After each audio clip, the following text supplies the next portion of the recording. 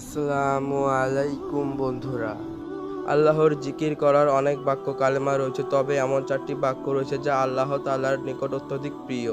আবু হুরায়রা থেকে বর্ণিত হাদিসে রাসূল বলেন, আল্লাহ তাআলা 4টি বাক্য নির্বাচন করে নিয়েছেন: সুবহানাল্লাহ, আলহামদুলিল্লাহ, লা ইলাহা ইল্লাল্লাহু ও আল্লাহু আকবার।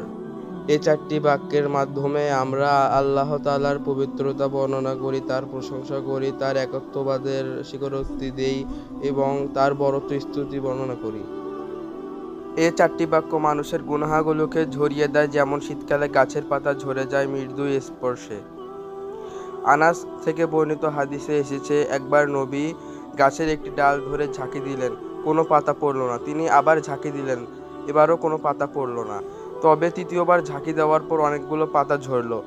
তখন নবীজি বললেন, নিশ্চয়ই সুবহানাল্লাহ, আলহামদুলিল্লাহ, লা ইলাহা ইল্লাল্লাহ ও আল্লাহু আকবার বলা বান্দার গুনাহ ঠিক সেভাবে ঝরে যায়, যেমন শীতকালে গাছ তার পাতা ঝরিয়ে দেয়। বিভিন্ন ব্যস্ততার কারণে নিয়মিত নফল ইবাদত করা অনেকের পক্ষে হয়তো সম্ভব হয় না, কিন্তু যে কোনো জায়গায় যে কোনো মুহূর্তে আল্লাহর প্রশংসায় তার জিকির করা অনেক সহজ।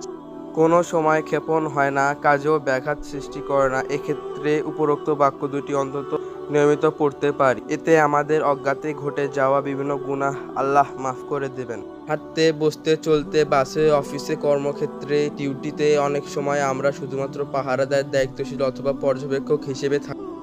তখন বিশেষ কোনো কাজ আমাদের করতে হয় না, শুধুমাত্র পর্যবেক্ষণ ব্যতীত। চাইলে তখন হাতে করে গুনে গুনে আমরা আল্লাহ সুবহানাহু ওয়া তাআলার এই 4টি বাক্য পড়ে আমাদের জীবনের সকল গুনাহ খাতার শীতকালের ঝরা পাতার মতো ঝরিয়ে ফেলতে পারি। আল্লাহ সুবহানাহু ওয়া তাআলার প্রত্যেকটি মুহূর্তকে, সময়কে তার রাসূল পাক বিধান মোতাবেক পরিচালিত করার তৌফিক দান করুন।